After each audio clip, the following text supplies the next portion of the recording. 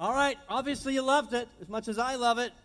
That means I want you to go visit Haji out in the foyer after the service and support his ministry, get some product, and then join us Wednesday night. He's a fantastic storyteller. He's also got a deep ministerial consciousness. Wednesday night, 7 o'clock downstairs in the Peace Chapel. And he's going to be playing the sitar, right? Oh my gosh, he is so good. I don't worry about it. I butchered your name. I pronounced that wrong. I butchered the instrument wrong.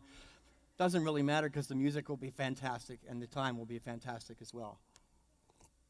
So, there's a priest, a pagan, an atheist, a rabbi, and a unity minister. And they decide they're all going to go for a hike just to discuss philosophical matters. Yes, even the atheist will do that. And they about halfway into their hike, they make a turn around the left side of the mountain, and there's a burning bush. A bush consumed by fire, and out of the middle of that burning bush comes the booming voice that says, I am that I am. Well, the priest looks for a rock and a stick so he can begin to take dictation as fast as he can to record the whole event. The pagan sits down and starts smudging everything around the area, calling in the ancestors and the directions from the east, the west, the north, and the south. Well, the atheist, he starts digging in the ground because he knows that there's got to be a propane tank and a speaker there somewhere under the ground. The rabbi, he went running for the hills. He went completely other direction, screaming, the last time my people listened to a burning bush, we ended up lost in the desert for 40 years. The unity minister, he pulls out a bag of marshmallows out of his backpack and then holds a sacred prayer that the hope the congregation shows up with the graham crackers and the chocolate before the fire goes out. Everybody's having the same experience, but it's a different experience. The circumstances are all the same, but everybody in the joke had a different experience of it. And the reality is when we come together here on Sunday morning, there's not one experience happening here. There's maybe 300. I would love to affirm there's 300. I think we might be close. But the reality is we're all witnessing the same thing that is the human race, this human earthly condition, yet we all see it with different interpretations, different reactions, different ways to interpret it and to integrate it into our system. And every one of them is valid. None of them are invalid. Your opinion and your perspective is equally as valid as mine. I just get to come up here and to share. So we're going to do a little history today. Today I want to examine this idea of this movement called New Thought. How many of you have ever heard what we do here as New Thought? It encompasses the unity movement. It encompasses the religious science movement, which is now Centers for Spiritual Living, divine science, Christian science, and a whole host of others that supposedly have discovered an idea and a thought that nobody has ever thunk before. We're like the great scarecrow. I will think of things I never thunk before, and then I'll stop and think some more. Is it true? Is this truly new ideas that are pouring through us when we come together, or have we gotten a little bit maybe arrogant in our new thought movement? That we have erased that which existed since the beginning of time and we just call it new so that we can sell books and we can sell workshops. I have an idea. Let me write a book about it and tell everybody that nobody's ever said this before. Nobody's ever written this before. You know, the founders of these movements, Ernest Holmes, Charles and Myrtle Fillmore, Mary Baker Eddy, and the whole lot didn't have a new idea. There was nothing new about anything that these great thinkers wrote.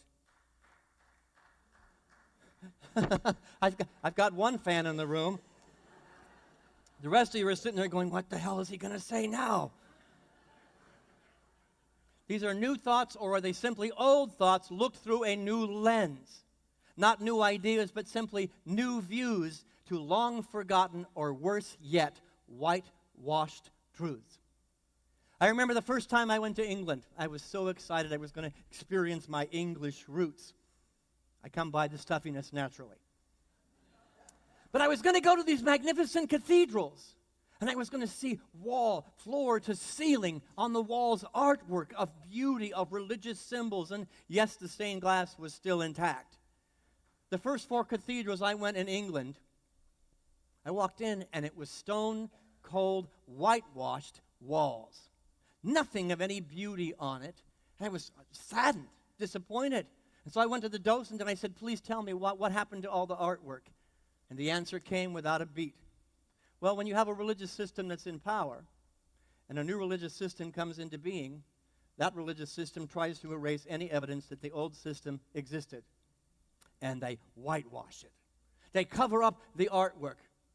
And it happened so many times that they just quit putting artwork on the wall because they knew when they lost the power, when they lost the popularity, they were going to also be whitewashed.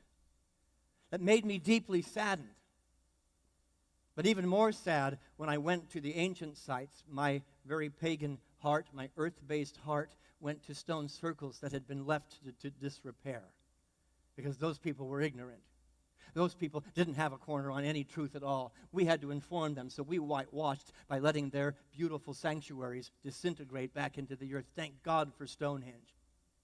I had the most miraculous new thought, new idea, and new experience standing in the middle of Stonehenge when they allowed us to do that, as profound as any Unity church I have ever stood in.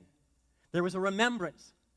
There was a memorial to the people whose shoulders I stand upon, that we stand upon in our New Thought movement.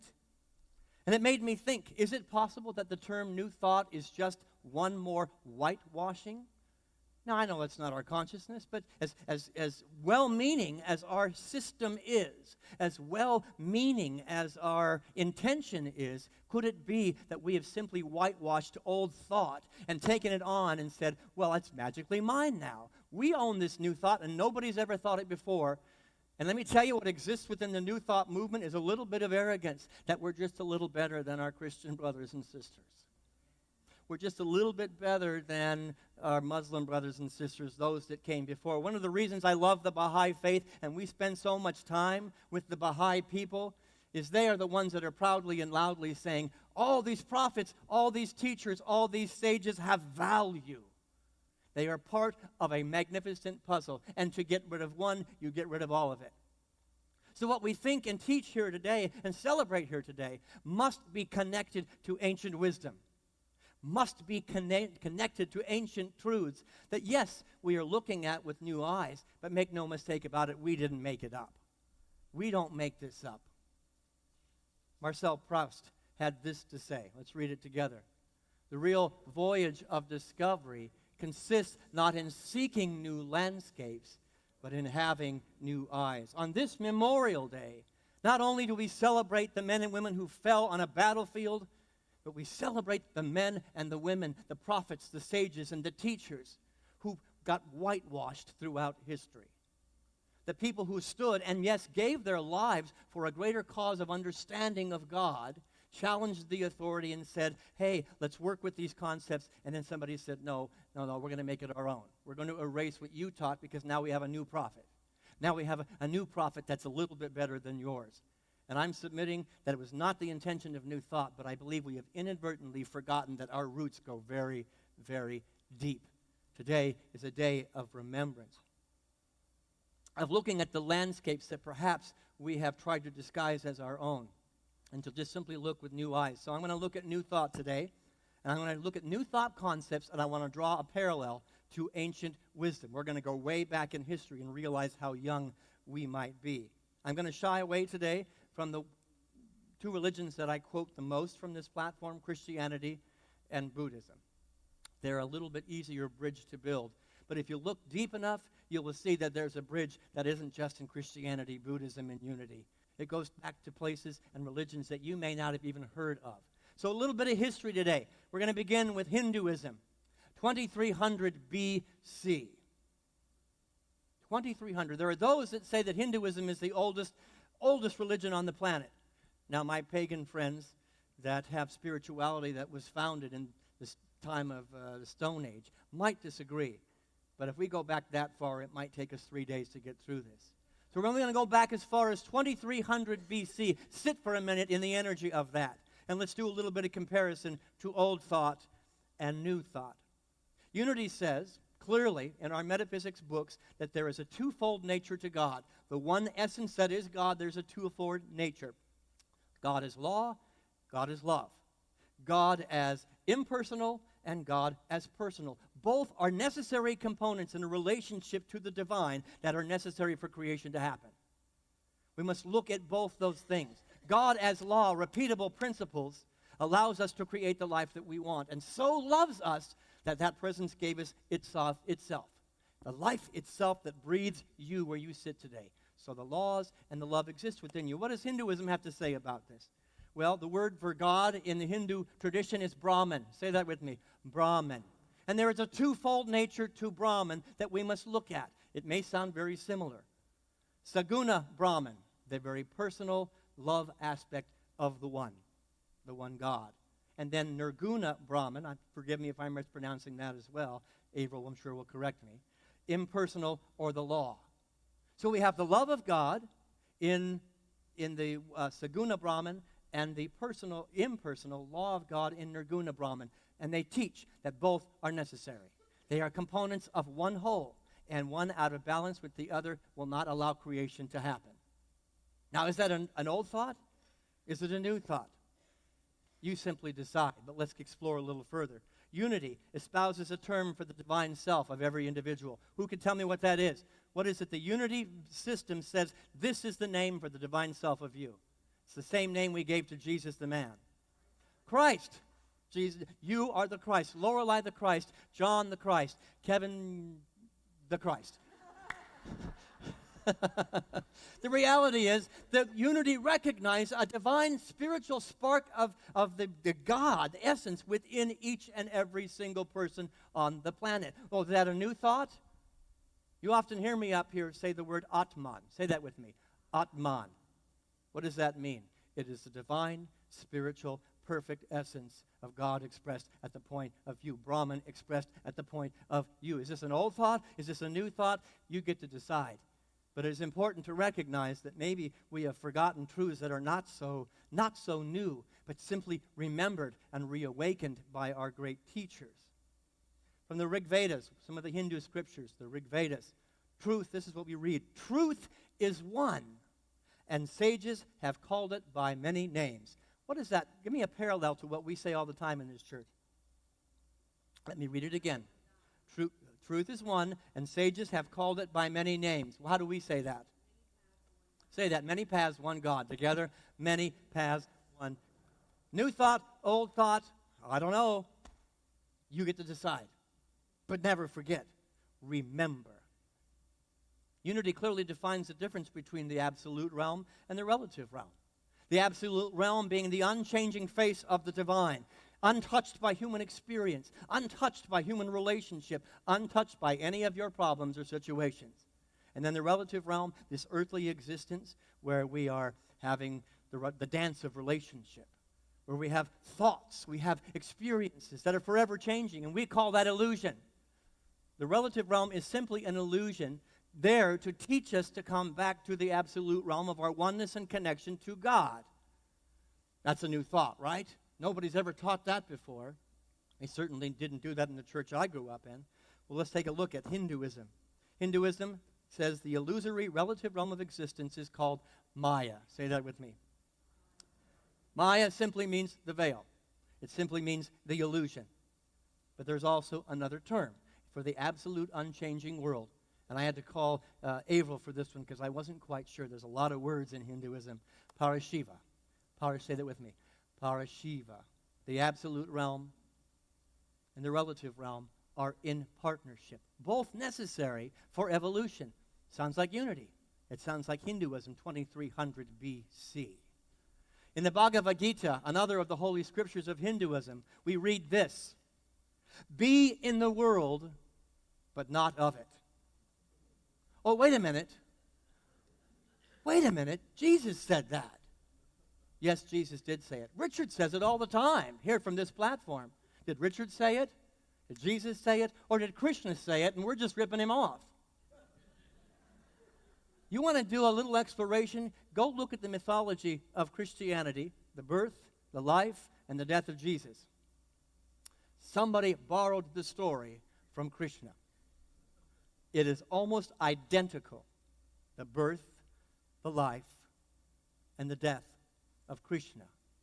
Now, the words are different, the terminology is different, But is it an old thought or a new truth? And we bring it to the forefront and say we're living a birth, a life, a crucifixion, and a resurrection today. But make no mistake about it, that's not a new experience. We are living an ancient mythology that is played out in every human being and every religious system since the beginning of time. Old thought or new. I don't believe it's an accident. Never forget. Let's move forward a little bit. How many people have ever heard of the religion Zoroastrianism? A lot of you, because you're spiritual. How many have never heard of it? Zoroaster, 1500 BC. Oh, just a baby. Called God the name Ahura Mazda. That's a mouthful. Ahura Mazda. When somebody says Ahura Mazda, I want to say Gesundheit. Ahura Mazda was the source of all good. Omnipresent, omniscient, omnipotent. Dipping into that source and that idea, this is what we read from Zoroaster, 1500 BC. See if you don't recognize it. Turn yourself not away from the three best things: good thought, good word, and good deed. That looks a lot like the Buddhist teaching of right speech and right action, and right this and right that.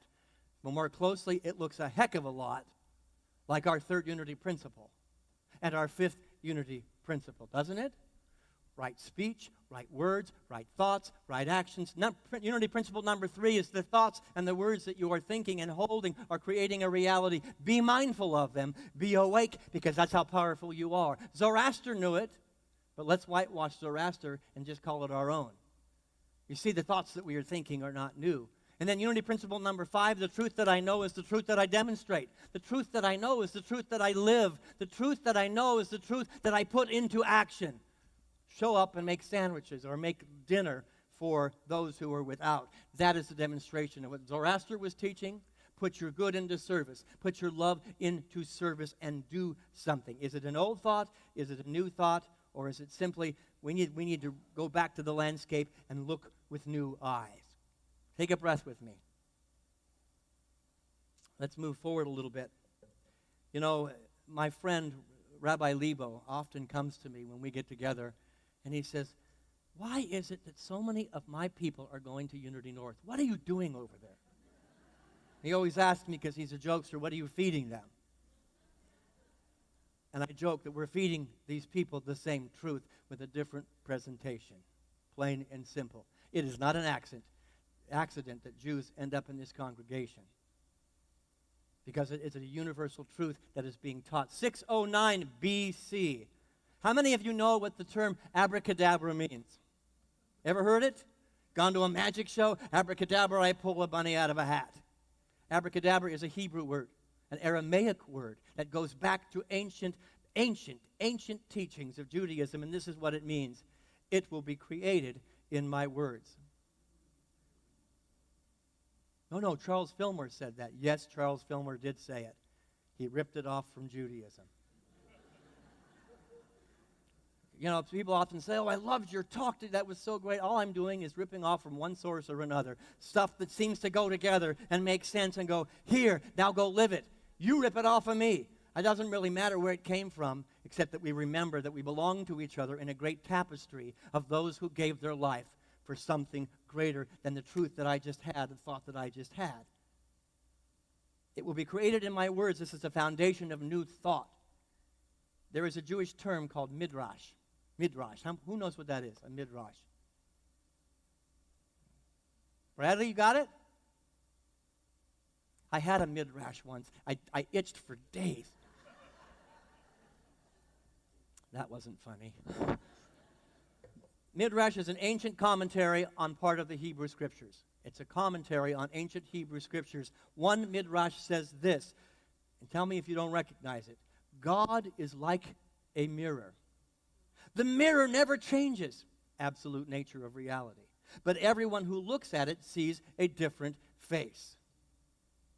First of all, the idea that we are mirrors to each other is not a new thought.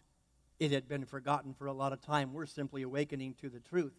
But secondly, the second part of that midrash resembles a whole bunch the beautiful ancient wisdom of Karen Drucker. You are the face of God. I hold you in my heart. You are a part of me. You are the face of God. 609 BC, they were singing that song to a different tune. It's not a new concept. Let us become a bridge between what was and what can be as we pass it to our children, and to know it is important to recognize the arm has to go this way and not just here. And sometimes in New Thought we think it's all happening right here. We are nothing more than a bridge to connect our antiquity and our history and our future. Let's go ahead and move forward a little bit. How many people have heard of Jainism? I'm not talking about Jane Curtin. 599 BC. Let's read this from the Jainist scriptures. He who knows the internal knows the external. And he who knows the external knows the internal. That sounds a heck of a lot like as it is within, it will be without. And as it is without, it will be within. Because there was a recognition at 599 BC that there is a web, a tapestry, a connection, an inseparable connection between your world and your belief system. Your spirit, your absolute Atman, absolute Christ, and the experience that you're having, heaven on earth or hell on earth. They are intrinsically linked and cannot ever be separated. As it is within, it will be without. As it is above, so shall it be below. I think Jesus said that. It's a non-dualistic approach to the spiritual world that we inherited from the Jainist teachings. And the Jainist teachings, absolutely knowing this, that interconnectivity abhors violence of any kind. You know what? Well, we don't like violence here. We stand up against violence of all kinds.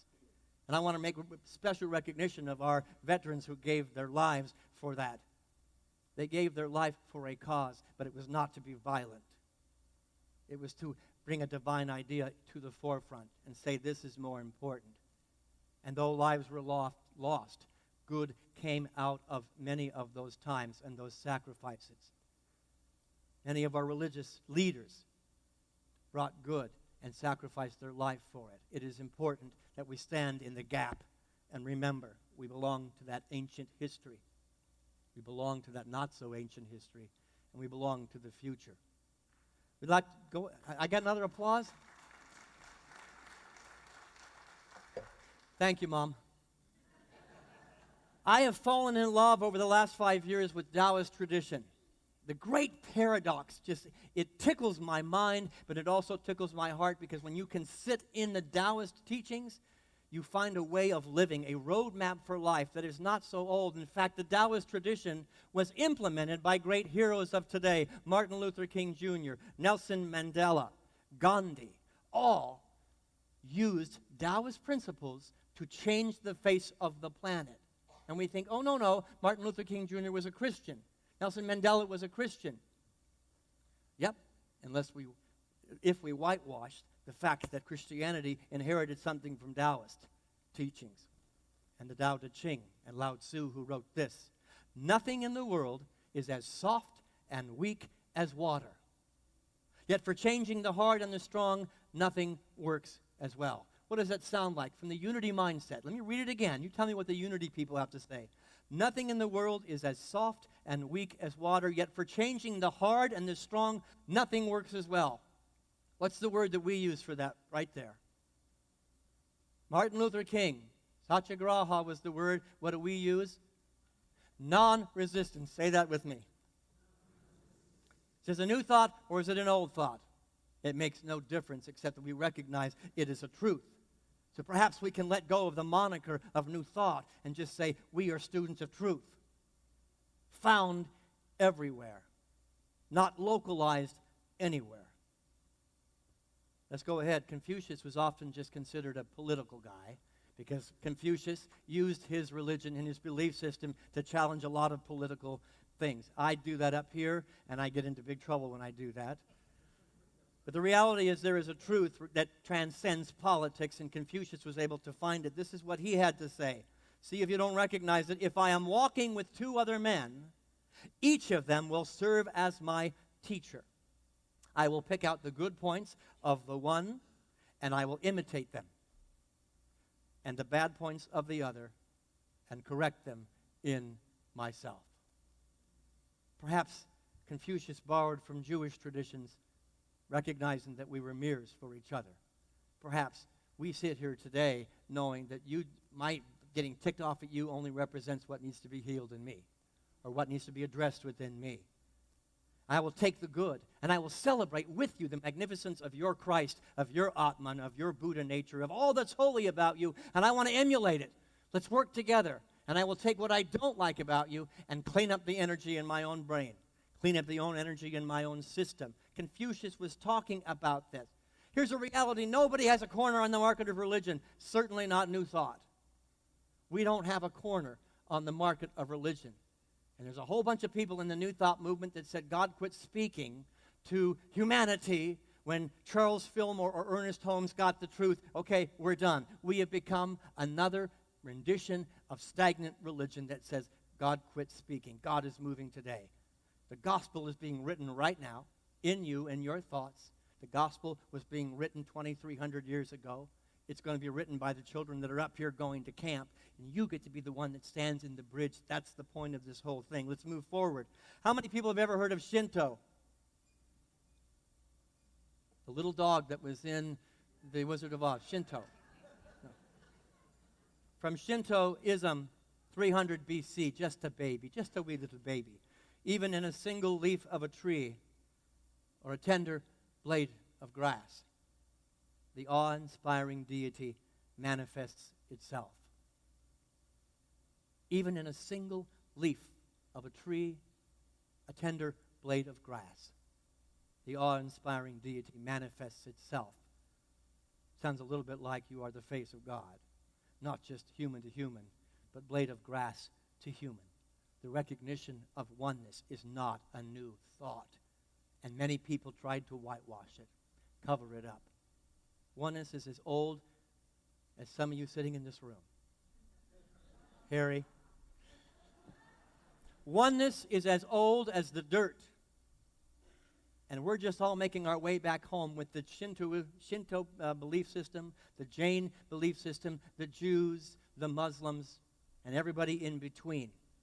Indigenous people, I said I wasn't going to go back, but indigenous people, Mesopotamian spirituality, Stone Age spirituality, often thought backwards, often thought archaic, often accused of being ignorant people, had a belief system that the energy of God was present in everything. And somebody came along and said, let's erase that. Ignorance. Make it our own. I have a new thought. I have a new idea. Maybe they will go away and stone circles go into the ground and disappear. Stand in the gap and be the bridge. You see, unity is a pantheistic religion. So were the pagan people of early time. God is everywhere present at all times and can be found everywhere. Look to your left and your right. That's the presence of God. Do it. Please do it. Behold the face of God. I know it's uncomfortable. My God, we're introverts. Don't make me look at somebody. My heathen heart, which simply means the people of the hills, you're a heathen, you're a person of the hill, or a pagan, you're the person of the country, says, when I can get to the place of going back in time and back in history, that I will have the energy and the ability to now in the unity movement to say, I behold the face of God, even in Ryan Almario. I behold the face of God everywhere I look, in a blade of grass, in a simple leaf. Stand in the gap. I'm going to invite our poet laureate to come forward now, Michael Burke, as my commentary. This little poem that I found, he did not write this, but he can read it better than I can. To display exactly what it is, we need to get a mic. Julie, do you have a mic for Michael? No. And don't you just love his pants? Look at those pants. This poem is entitled The Cookie Thief. And I believe it accurately displays exactly what has happened with our religious systems. The Cookie Thief. A woman was waiting at an airport one night with several long hours before her flight. She hunted for a book in the airport shop, bought a bag of cookies, and found a place to drop. She was engrossed in her book, but happened to see that the man beside her, as bold as could be, grabbed a cookie or two from the bag between, which she tried to ignore to avoid a scene. She munched cookies and watched the clock as the gutsy cookie thief diminished her stock. She was getting more irritated as the minutes ticked by, thinking if I weren't so nice, I'd blacken his eye. With each cookie she took, he took one too. When only one was left, she wondered what he'd do. With a smile on his face and a nervous laugh, he took the last cookie and broke it in half. He offered her half as he ate the other. She snatched it from him and thought, oh, brother, this guy has some nerve, and he's also rude. Why, he didn't even show any gratitude. She had never known when she had been so galled, and sighed with relief when her flight was called. She gathered her belongings and headed to the gate, refusing to look back at this thieving ingrate. She boarded the plane and sank in her seat, then sought her book, which was almost complete. As she reached in her baggage, she gasped with surprise. There was her bag of cookies in front of her eyes. If mine are here,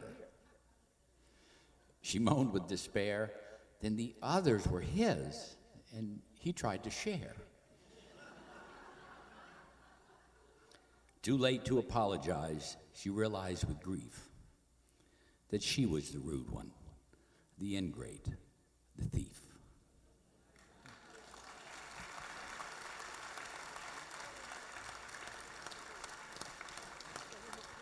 Thank you, Michael.